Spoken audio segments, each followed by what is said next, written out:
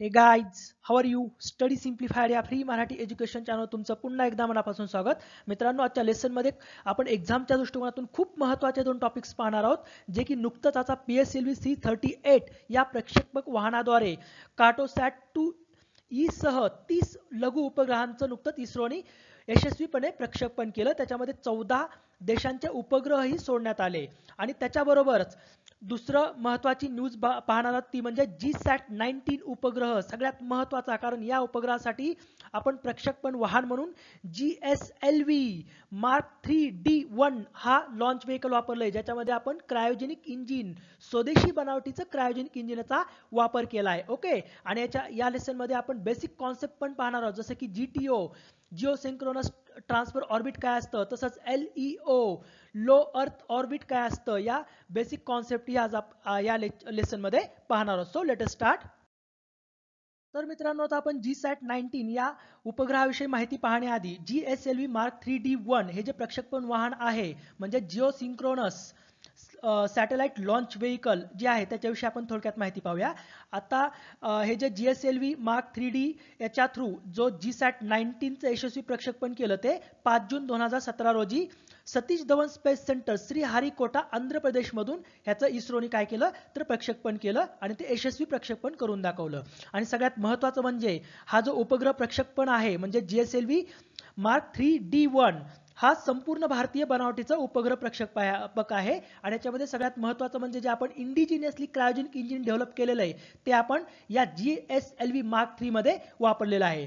आता याचं सगळ्यात महत्त्वाचं वैशिष्ट्य काय, तर जे GSLV आणि PSLV polar satellite launch vehicle, आता हे जे GSAT-19 आहे, याच्यासाठी आपण GSLVच का वापरला, PSLV का वापरला नाही? कारण PSLVची जी वजन वाहू नेण्याची क्षमता आहे ती कमी आहे, म्हणजेच त्याची 2200 म्हणजे 2 ते 2.5 टनापर्यंत तो वजन वाहून येऊ शकतो. तेवढ्या वजनाचा उपग्रह तो पृथ्वीच्या ऑर्बिटमध्ये सोडू शकतो. पण GSLV जो आहे तो जिओ सिंक्रोनस ट्रान्सफर ऑर्बिटमध्ये जवळजवळ 4 टन ते 10 टनापर्यंतचा उपग्रह पृथ्वीच्या कक्षेत सोडू शकतो. त्याच्यासाठी आणि सगळ्यात महत्त्वाचं म्हणजे की GSAT-19 जो उपग्रह होता, त्याचं जे वजन होतं ते 3136 किलो एवढं वजन होतं. त्याच्यासाठी आपल्याला PSLV वापरता येत नव्हता.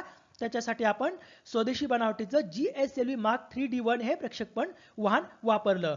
आणि जो GSAT-19 उपग्रह आहे तो दळणवळण उपग्रह आहे, जो की आता आपण GTO म्हणजे जिओ सिंक्रोनस ट्रान्सफर ऑर्बिट या कक्षेत यशस्वीपणे सोडला. आता GTO म्हणजे काय असतं आणि LEO म्हणजे जिओ सिंक्रोनस ट्रान्सफर ऑर्बिट आणि लो अर्थ ऑर्बिट या ज्या पृथ्वीच्या कक्षा आहेत, त्या कक्षा नेमक्या काय असतात ते पाहूया. तर मित्रांनो, आता आपण GTO म्हणजे जिओ सिंक्रोनस ट्रान्सफर ऑर्बिट आणि LEO म्हणजे लो अर्थ ऑर्बिट या दोन कॉन्सेप्ट समजावून घेऊया. ही जी पृथ्वी शेजारची जी ऑर्बिट आहे, ही जी कक्षा आहे, जिचा की व्यास एकदम कमी आहे, ती LEO म्हणजे लो अर्थ ऑर्बिट म्हणून ओळखली जाते. ओके, म्हणजे एखादा जर जास्त क्षमतेचा उपग्रह आपल्याला सोडायचा असेल तर तो आपण लो अर्थ ऑर्बिटमध्ये GSLV किंवा PSLV थ्रू पण आपण सोडू शकतो, पण त्याची जी कक्षा असते ती फार कमी असते. आणि ही जी बाहेरची कक्षा आहे ती GTO म्हणजेच जिओ सिंक्रोनस ट्रान्सफर ऑर्बिट आहे. म्हणजे जर आपल्याला पृथ्वीपासून जास्त अंतरावर एखादा जर सॅटेलाइट सोडायचा असेल तर त्याच्यासाठी आपल्याला जास्त क्षमता असणारं लॉन्च व्हेकल वापरावं लागेल. आणि त्याच्यासाठी आपण आता GSLV म्हणजे Jio synchronous satellite launch vehicle आपण इंडिजिनियसली डेव्हलप केलेलं आहे. आणि त्याच्यामध्ये आपण इंडिजिनियसली डेव्हलप केलेलं जे क्रायोजेनिक इंजिन आहे त्याचा आपण वापर करतो. तर हे GTO कक्षेतले जे उपग्रह असतात ते ही जी आपण बघितलेली अशी कक्षा आहे, ते या पद्धतीने याच्यामध्ये म्हणजे पृथ्वीच्या शेजारून हे असे फेरी घालत असतात. ओके, आणि सगळ्यात महत्त्वाचं म्हणजे याचं जे अंतर आहे, ते अंतर जवळजवळ पृथ्वीपासून 42,164 किलोमीटर एवढं त्याचं अंतर आहे. ओके, या GTO कक्षाचं म्हणजे अपोभू आणि उपभू कक्षा तुम्ही अभ्यासले असेल तर. आणि सी लेवल पासून याचं जे अंतर आहे GTO कक्षाचं पृथ्वीपासून, ते 35,786 किलोमीटर एवढं आहे. म्हणजे जर GSLV थ्रू आपल्याला एखादा जास्त म्हणजे जर याची जी क्षमता आहे ती आपल्याला जर LEO म्हणजे लो अर्थ ऑर्बिटमध्ये एखादा उपग्रह सोडायचा असेल तर GSLV थ्रू आपण तो 10,000 किलोग्रॅम पर्यंत म्हणजे 10 टनापर्यंत आपण तो उपग्रह आपण या LEO कक्षामध्ये सोडू शकतो. आणि जर आपल्याला 4,000 किलोग्रॅम किंवा 4 टनापर्यंत जर उपग्रह सोडायचा असेल जास्त लांबच्या ह्याच्यामध्ये कक्षेमध्ये तर आपण तो GSLV थ्रू आपण जिओ सिंक्रोनस ट्रान्सफर ऑर्बिटमध्ये पण सोडू शकतो. म्हणजे जी GSLV ची जी क्षमता आहे ती 4000 किलोग्राम ते 10,000 किलोग्राम म्हणजे 4 टन ते 10 टनापर्यंत आपण उपग्रह पृथ्वीच्या कक्षेत सोडू शकतो. आता आपण GSLV मार्क 3D1 याच्याविषयी आपण इतर माहिती थोडक्यात पाहूया. तर GSLV म्हणजे काय, तर Jio synchronous satellite launch vehicle, आणि हे संपूर्ण भारतीय बनावटीचं उपग्रह प्रक्षेपक आहे. आणि सगळ्यात महत्त्वाचं म्हणजे फर्स्ट डेव्हलपमेंटल फ्लाइट आहे इंडियाची. आणि सगळ्यात महत्त्वाचं हा जो GSLV प्रक्षेपण वाहन आहे त्याच्यामध्ये म्हणजे हे 3 स्टेज व्हेइकल आहे. त्याच्यामध्ये पहिलं म्हणजे 2 सॉलिड मोटर स्टेप्स वापरलेत, म्हणजे त्याला आपण S200 असं म्हणतो. इथं पाहू शकता हे जे 2 मोटर आहेत त्याला आपण 2 सॉलिड मोटर वे, म्हणजे इथं जे इंधन वापरलेलं आहे ती पहिल्या टप्प्यामध्ये आपण काय केलेलं, तर 2 सॉलिड मोटर स्ट्रॅप वापरलेले आहेत. ओके, नंतर दुसरी जी स्टेज आहे त्याच्यामध्ये लिक्विड प्रोपलंट वापरलेले, म्हणजेच L110, म्हणजेच हा जो मधला भाग आहे त्याच्यामध्ये आपण लिक्विड प्रोपलंट वापरलेला आहे. आणि तिसरी स्टेज जी आहे या प्रक्षेपण वाहनात ती क्रायोजिक इंजिन स्टेज असणार आहे. ही आपण ही मध्ये बघू शकतो. जर ही क्रायोजेनिक इंजिनाची स्टेज आहे त्याला आपण C25 असं म्हणतो. आणि सगळ्यात महत्त्वाचं तुम्हाला सांगितलं याची जी कॅपॅसिटी आहे, जर एखादा उपग्रह जिओ सिंक्रोनस ट्रान्सफर ऑर्बिटमध्ये सोडायचा असेल तर तो 4 टनापर्यंत एवढ्या क्षमतेचा उपग्रह तो सोडू शकतो. आणि जर लो अर्थ ऑर्बिटमध्ये एखादा जास्त क्षमतेचा उपग्रह सोडायचा असेल तर GSLV थ्रू आपण 10 टनापर्यंत तो उपग्रह आपण लो अर्थ ऑर्बिटमध्ये सोडू शकतो. आणि सगळ्यात महत्त्वाचं म्हणजे जो GSLV मार्क 3D1 आहे याचं जे वजन आहे ते 640 टन एवढं आहे. आणि सगळ्यात महत्त्वाचं आतापर्यंत भारताचा आतापर्यंतचा हा सर्वात वजनदार प्रक्षेपण यान आहे. तर मित्रांनो आता आपण GSAT-19 या उपग्रहाविषयी माहिती पाहूया.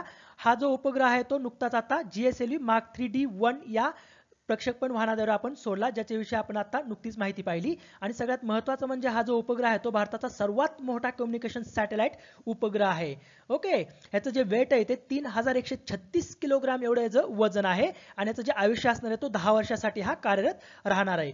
संपूर्ण भारतीय बनावटीचा हा उपग्रह आहे आणि आतापर्यंत सर्वाधिक वजनाचा उपग्रह आहे. Okay, GSAT-19. आता याचे फीचर्स पाहूया. याच्यामध्ये काय काय कुठल्या कुठल्या गोष्टी इन्क्लूड केलेल्या आहेत. तर सगळ्यात महत्त्वाचं म्हणजे याच्यामध्ये हीट पाईप, तसंच फायबर ऑप्टिक गायरो, नंतर मायक्रो इलेक्ट्रो मेकॅनिकल सिस्टीम पण याच्यामध्ये बसवण्यात आलेली आहे. नंतर केयू बँड, TTC ट्रान्सपॉन्डर पण याच्यामध्ये बसवण्यात आलेलं आहे.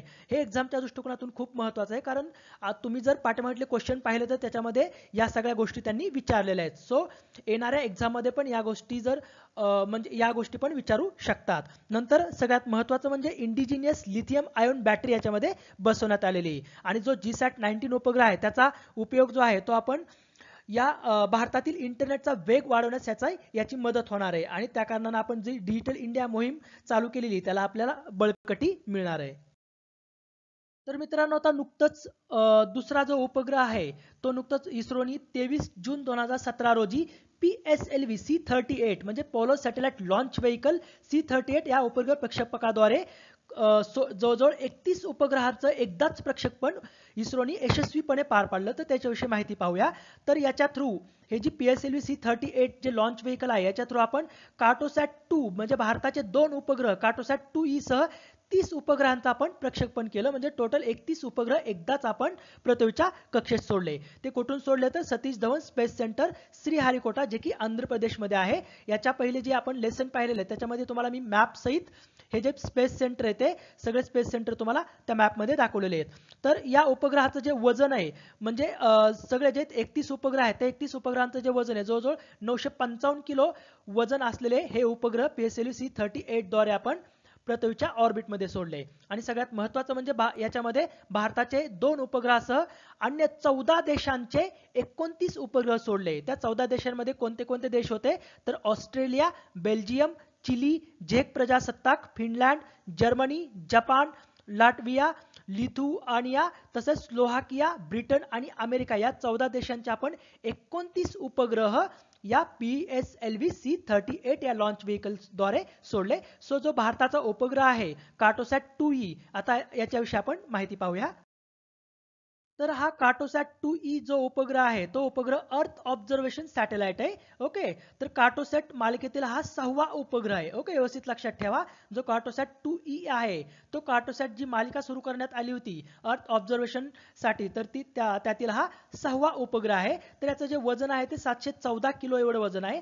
आणि सगळ्यात महत्त्वाचं म्हणजे पृथ्वीपासून 505 किलोमीटर उंचीवर हा उपग्रह सोडण्यात आलेला आहे. आता याचे जे उपयोग आहे ते उपयोग पाहूया.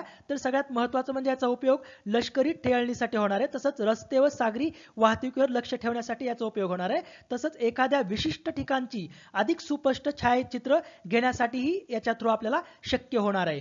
सगळ्यात महत्त्वाचं म्हणजे जमीन आणि पाणी वापरासंबंधी ही माहिती या उपग्रहाद्वारे मिळणार आहे.